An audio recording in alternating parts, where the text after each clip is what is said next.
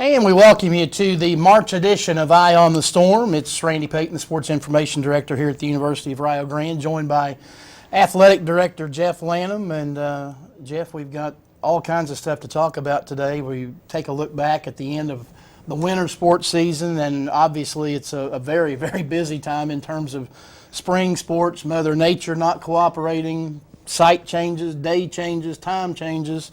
It's a busy, busy time. Well, Randy, it always seems like every time we're on, we talk about how busy we are, and it is. It's that transition again from this winter to spring, and we are so reliant on what is happening outside, and sometimes Mother Nature does not cooperate with us. Spring sports are sometimes tough to get in. Just the Ohio weather. If you don't like it, stick around. It'll change. Yep. So, well, with that in mind, we look back at the seasons that have already taken place back in wrapping up the winter sports season. We start with women's basketball. The Red Storm finished 19-12 after losing to Indiana Kokomo in the River States Conference quarterfinals, and a couple of individual honorees as far as the all-conference goes. Brooke Markham earning first-team honors, Sharday Baines earning second-team honors, and both of those young ladies very worthy of their awards. it is. That's correct. And Coach Smalley and the women's basketball program will miss both of those young ladies. They have been huge contributors, huge contribution to the women's program for 4 years, and it's you can tell they both finished their career good, and that's what you try to do as a senior, is to come out and have the best you can.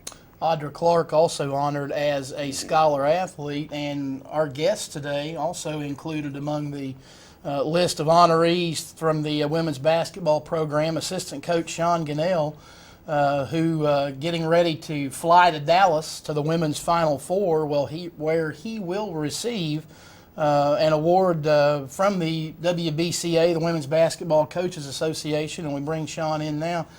You were honored with an honor called 30 Under 30, I guess given to some of the top assistant coaches under the age of 30 across the country, and I guess question number one, you ought to be honored to be on the list.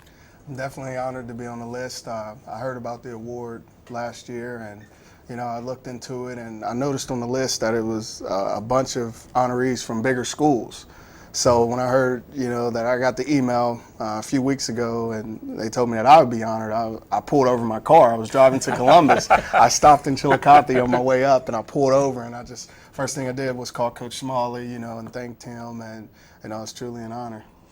I don't think a lot of people know the kind of hours that as an assistant coach and the different hats that you guys wear. It's more than just riding the bus and showing at the games and going through the X's and O's. You guys do a lot of different things. Yes, we do. Well, actually, I was just sweeping the gym floor, before the interview. So we do a lot of different things. We're having GBA this weekend, preparing for that. The recruiting, the scouting. There's no set hours. It's not a 9 to 5. If anything, it's a 24/7. It's an on-call job. So, as a coach, we love it. And you do more than just coach basketball here at Rio Grande. So what are your other duties, Shaun? I work in intermissions as well. I truly enjoy it. So not only am I recruiting student athletes, I'm recruiting students for academics as well to attend the university. So I'm recruiting all for Rio. I'm all Rio. And you are also the kind of the liaison with all of athletics with the admissions. Is that right? Absolutely. Yeah, I took on that role about a few months ago. We had an influx of athletes coming in for visits, and being a former athlete, I'm currently assistant coach, I took on the role of dealing with all athletes coming in, kind of making that point of contact, and from me to them attending Rio all the way until they sign to the university. So just giving them my experience, it helps a lot. Kind of talk about, there are a lot of people who, when they get involved in athletics, it might cross their mind, I want to be a coach someday. You get, when you're in the position that you've been in, you find out whether or not you want to do this for a living or not. There's a lot of hours, a lot of miles on the car. As we said, it's more than just X's and O's. Absolutely. If you know, if you want to be a coach, you know, when we're on the sidelines and we're winning games and having success, you know, that's about 25% of the job. You know, a lot of the job that people don't see is the long hours, you know, staying here, leaving here at, you know, 11, 12 o'clock at night, or me myself going to work from 8 to 5 and then coming straight here until 1 or 2 o'clock in the morning. Or, for example, you know, playing at Indiana Kokomo, getting off the bus at 3:30 in the morning, getting to sleep about 4 or 5, and waking up and going to work in the missions at 8. So, you know, it's a tough job, and, you know, I love it, I enjoy it. So, you know, if you want to coach, you have to really want to coach. You mentioned being a former athlete. You're still a young guy, but you've had a lot of time here at Rio Grande as a basketball player and, as you said, as a coach. I showed up in 2009. My first meeting was with Jeff, and we talked about my eligibility and how many years I would have left. And I was in the winter of 2008. I came down and actually showed up on campus in 2009, and we talked about eligibility, and Coach French gave me the opportunity. So I've been here since, you know, 2008, 2009, and it's been a great run. I love it here. Got to be exciting for you too, not only to get the award, but to get it as part of the Final Four weekend and be in Dallas. I'm sure you're excited to get on that plane and head to Texas. Absolutely. Just friends around the league, around the country that I've encountered. We're all going to meet up in Dallas and hang out and, you know, just talk basketball, the game of basketball, just in general, and women's coaches all around the country. I'll get to talk and network and meet up with them. So what will be your schedule there at Dallas? When will you receive the award and those kind of things? Well, I'll fly out tomorrow at 7:35 a.m. from Columbus. We'll have a reception tomorrow about 4:30, and we'll actually receive the award at 9 a.m. on Friday. Yeah. Congratulations on the award. I know you're a busy guy, and we appreciate you taking time out of your schedule today to be on the show, and congratulations on the award. Congratulations, guys. Rio. Appreciate you. Thank you. Rio Pride. Shaun Gunnell, the assistant coach, or one of the assistant coaches for women's basketball, who will be honored later on this weekend, excuse me, down in Dallas at the Final Four. 30 under 30, the award that he'll be receiving from the Women's Basketball Coaches Association. Men's basketball, of course, also completing its season. They finished 13-18 after falling to Indiana Southeast in the River States Conference Tournament quarterfinals. Jeff, Coach French's team, one that was young, was injury-plagued, got better as the season went along, and even in the defeat to IU Southeast, played the Grenadiers tough on their home floor for about a half, and then half of the second half. That's right. Three quarters of the game, I guess, before finally falling. Well, and you mentioned they were very young, a lot of freshmen. So the future is good, I think, for our men's basketball. We've got some good signees that are coming in to help contribute to this. You know, we had injuries. Right. Devastating injuries early. Had some people who did not join the team until after Christmas, and it was a team that just got better and better and better. And you know, we talked about this with Coach French going into the tournament, that I would not want to play them in the tournament. And you know, that IU Southeast is pretty good. They're long and very they made athletic. the Final 8 or the Final 16 in the national in tournament. the national tournament, and that, you know, we're right there. We are very close.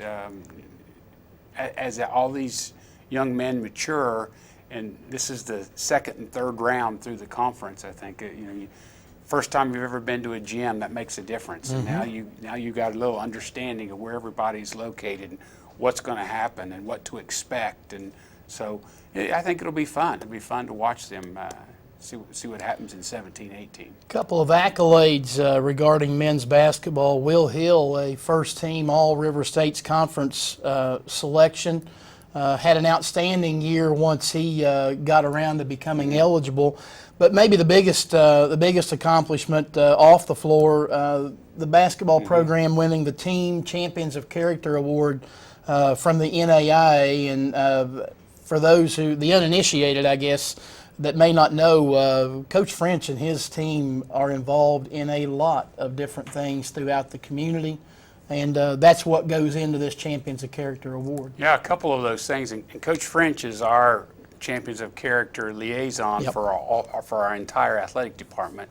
And some of the things that they are involved in, one is we have a Champions of Character game that we hold at Rio Grande. I think we've mentioned that on the program in the past, where the entire Rio Grande Elementary School comes over. And if you ever want to experience a different kind of game, it's a buzz that starts about 45 minutes before game time and continues all the way through. Till they go out the door. Yes, and they fill up the entire gym on one side with that, and it's fun. And they go over and are also involved with Rio Elementary, and they do some things in the classrooms and involved with that. So that's part of what was involved in the selection of that Champions of Character award, which well deserved. And correct me if I'm wrong, you've been here longer than I have. Is that the first Rio team to win that National Champions That's of Character correct. award? Yes, that's correct. We've been involved with that from the very beginning. And golly, that was in the 90s. It's been a long time. So it's very good. Well-deserved award for our men's basketball. We turn to indoor track and field, and we had hoped to be joined today by Tiana Petty, who has done a little bit of everything during her. She's got something called class going on. Yeah, the academic part of it runs into it, but she was the national champion in the high jump, cleared 5 feet 9 inches, 9 3/4 inches.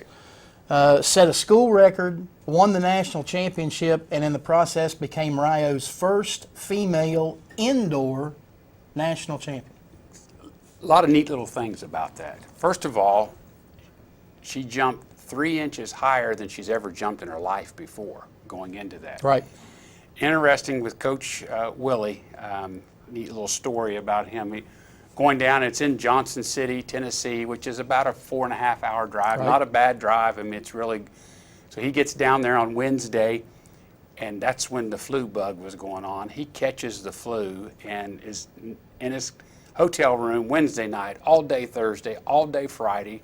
So Saturday, he's hoping to get out to see some events, and he's afraid to get around anybody because he doesn't want to pass his germs on to anybody else. So he's watching this high jump event take place. He's up in the stands. There's nobody around him because he wants to stay away. He's watching, and there's 18, then there was 16, then there was 12, and to be All-American, you got to be in the top 8. Top 8. Top Correct. 8. She makes it to the top 8, and he goes, yes, she's going to be an All-American. He was happy with that. Then it's down to the final 4, then down to the final 2, and he's going, oh my gosh, she could win this. And the last person, and I don't know her name, she had missed 2 times on this 5, 9 3/4, and this is jargon that he told me about. She passes and goes to the next height. Tiana jumps first and misses, but because she didn't make the lower height, she only had 1 miss available, her competition. And she goes, jumps, hits the bar, knocks it over, which made Tiana national champion. So Coach Willie sees that and realizes it, and he looks around, there's nobody around with him that he can celebrate with. So it was pretty interesting little story for him. You know, and to make it even a bigger deal, there's roughly, I think there were 26, 27 competitors in the competition. She qualified 12th. Correct, right. So you're hoping that maybe you improve a little bit on your qualifying mark, and like you said, get into the top 8 to be an All-American, to go from 12th and to win it and jump as high as you've ever jumped before.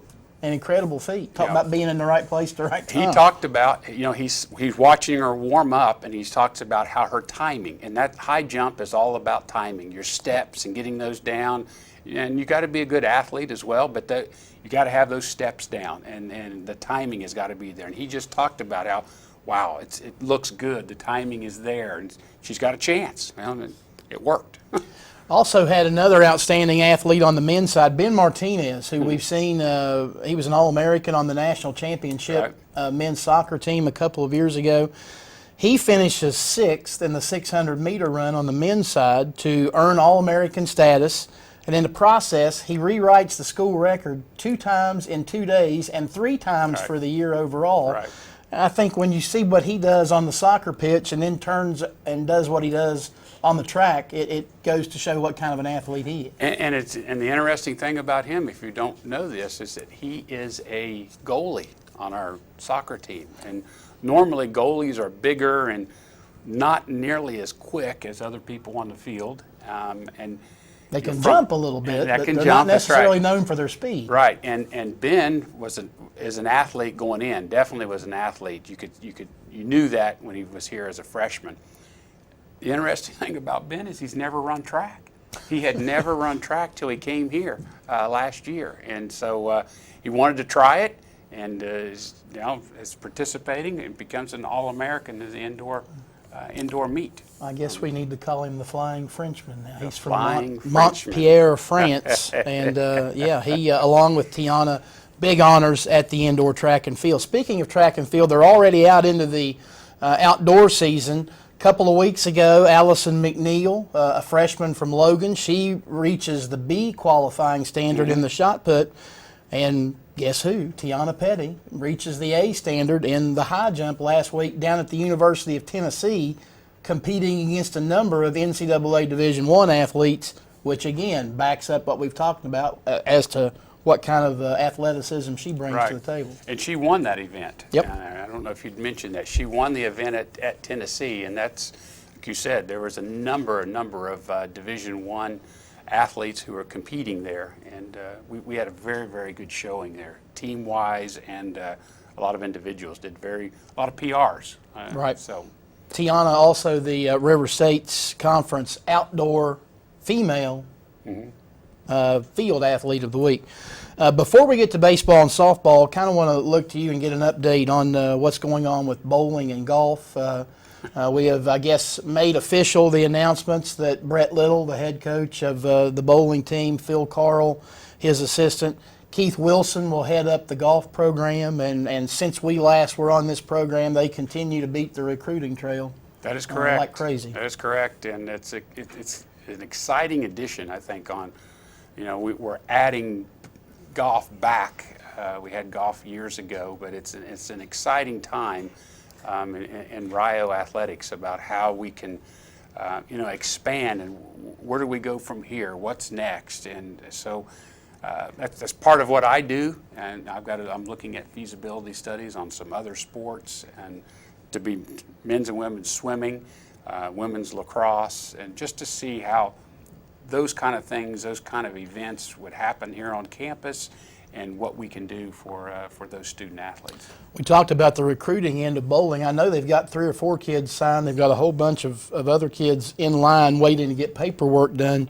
They're also in June going to be hosting a clinic down at Skyline Lanes in Gallipolis, where Coach Little headquarters the operation out of, so to speak. And that's an opportunity for not only kids from this area, but for kids maybe who haven't heard about Rio bowling to this point from outside Gallia County or Meigs, that area, maybe even over into West Virginia and Kentucky, to come up and let them get a look. And you don't have to be somebody trying to get on the team this coming fall, maybe a year or two. Get your name out there and in the mix. Well, their audience they're wanting for that is anybody in high school, 9 through 12 grades. So they've had I think they've had 5 confirmations of professional bowlers that are going to come in and help, be there all day to talk with them, to help with the bowlers, is watching them as they bowl,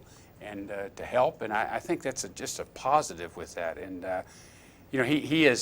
he's also going to do the same thing down in Ironton at the bowling alley. I don't know the name of the bowling alley down there in Ironton, but he's doing that again later in June down in Ironton. Same type of setup. And to be honest about it, when you talk to the coaches of those new sports, bowling's probably a little bit further ahead of the curve than golf is. I know in talking to Coach Wilson, the timing of his hiring, given the start of when the new season will come, he's admittedly a little bit behind. He is, and we probably talked about that. He's probably 4 months behind, and it's because golf is in the fall here in Right. Ohio, so that he's still, a lot of those better players have already committed this year, so he's actually out not only recruiting seniors, but he's recruiting juniors as well. Right. He's got a very good list already prepared for trying to bring people in for 18-19. Right. The two bell cow sports, I guess, of the spring season, baseball and softball, both of those faring pretty well to this point. Baseball 16-15 overall, 10-6 in conference play. They're tied for fourth in the league standings right now. They're making a trip, as a matter of fact, tonight to take on OU Chillicothe, but Coach Warnemont, his team has also battled injuries. No Dylan Shockley behind the plate.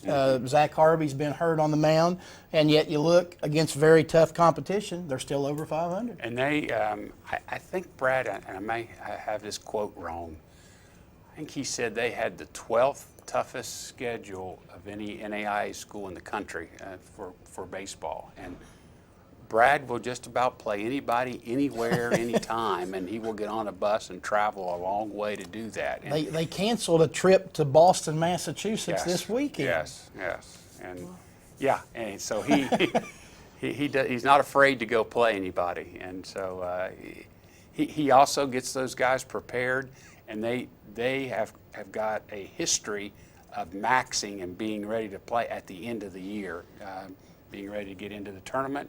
They are a tournament team, definitely a tournament team. Softball 20-6, ranked 24th in the country. They've won 9 in a row. They're tied for first in the River States Conference. Their upcoming games, we announced earlier today, have been moved to Marshall University this weekend. They'll take on Brescia, who right now is the team that they're tied with at the top, on Saturday at 1 o'clock at Dot Hicks Field. They'll take on Indiana Southeast at Dot Hicks on Sunday at 1 o'clock, and Coach Hammond's team is playing rather well.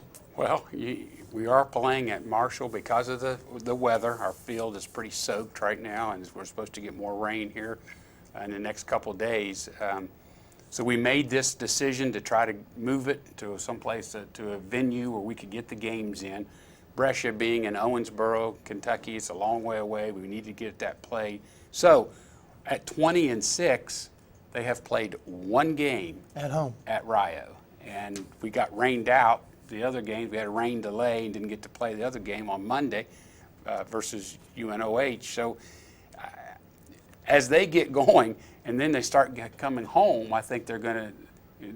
Their schedule has been the same thing. They've beaten a couple top 10 teams and competed against teams in the top 15 and been involved in that. I think they're 24th right now, nationally ranked as theirself. So they've got some momentum going and got a tough weekend. This would be a really good test for them this weekend. And that game, quickly, that game there on Monday with UNOH, a wild one in the fact that it took 10 innings. You mentioned there was a 71-minute rain delay in the middle of a nearly 3-hour game. We started at 3 and it was almost dark when we finished. Right. And it's fun. We for those non-conference games, we do the international rule, which means you put a runner at second base to start every inning after the 7 innings, and it really gets fun watching that. A lot of action going on. A little intense when you go to the international absolutely. tiebreaker. We wrap it up by taking a look at what's going to be taking place in terms of athletics here in the month of April. Of course, track and field on the road nearly every weekend throughout the rest of the month. We mentioned softball being moved to Marshall University for this weekend. Hopefully, the Red Storm will be back at home at Rio Softball Park on Monday against Kentucky Christian. They're scheduled to be at home on the 7th and the 8th against Midway and Asbury, respectively. Baseball will return at home. Actually, believe it or not, they only have a handful of home games left. 2 against Midway on the 21st, 2 against Midway on the 22nd. Softball on Tuesday the 25th of April will be at Shawnee State, and then baseball will wrap up its home schedule on the 26th with Pikeville, and the final home game for Rio Softball comes on the 29th of April on a Saturday against West Virginia Tech, and then lo and behold, it's tournament time. Yeah, and our next show, that's what we'll be talking about, is both baseball and softball conference tournaments. Well, with that said, we appreciate you tuning in this afternoon for the March edition of Eye on the Storm, and we invite you, as always, to check us out on the 4th Wednesday in April, when we'll be back with another edition of Eye on the Storm and taking a look at all the ongoing happenings with Rio Grande Athletics. For Jeff Lanham, Randy Payton saying so long, and we'll see you next month on Eye on the Storm.